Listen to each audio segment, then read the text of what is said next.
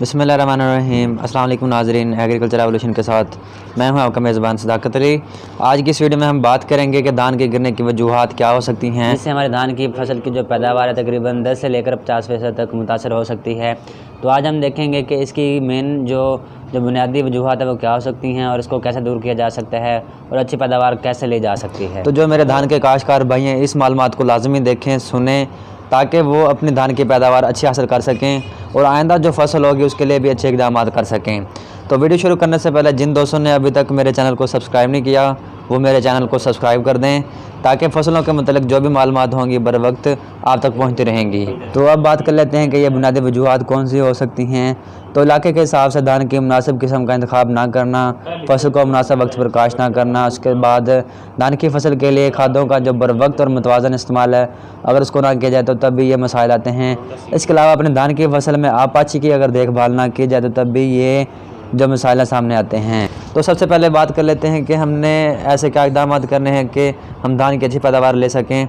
तो सबसे पहले आपने जब भी धान की काश्त करनी है तो सबसे पहले जो आपने ये देखना है कि जो आप उसकी वैरायटी का इंतखाब करें वो मुनासिब होने चाहिए, यानी आप अपने इलाके के साथ ऐसी वैरायटी काश्त करें जो आपके इलाके के लिए ज़्यादा मौजू है और उस ज़मीन में कामयाबी से काश्त की जा सकती है।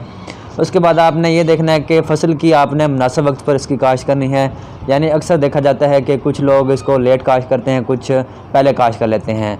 तो आपने कोशिश करनी है कि आपने अगेती फसल बिल्कुल नहीं काश्त करनी। इसमें ये होता है कि अगर आप इसकी अगेती काश्त कर लेते हैं तो उस सूरत में फसल ज़्यादा देर तक वहाँ पे ज़मीन में मौजूद रहती है, तो उस सूरत में उसकी बढ़ोतरी भी उस हिसाब से होती है। जब वो फसल ज़्यादा बढ़ोतरी करेगी उसके बाद कद बढ़ाएगी तो उस हिसाब से वहाँ पे उसके कद बढ़ने की वजह से उसके गिरने का खदशा होता है। उसके बाद हमने जैसे इसकी काश्त कर लेनी है तो उसके बाद बारी आती है कि हमने आपाश का किस तरह ख्याल रखना है। तो सबसे पहले आपने ये कोशिश करनी है, जैसे ही आप पनीरी की मुंतकिली कर लेते हैं तो पहले 40 दिन आपने जो पानी की सतह है बरकरार रखनी है, यानी आपने तकरीबन 1.5 से 2 इंच जो पानी की सतह है बरकरार रखनी है।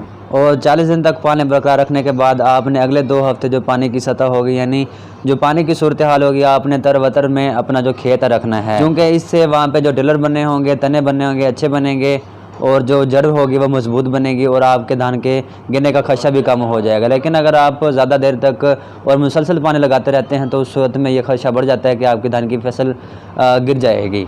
आपाशी के बाद धान की फसल में उन्हें जिस चीज़ का ख्याल रखना है वो खादों का इस्तेमाल है।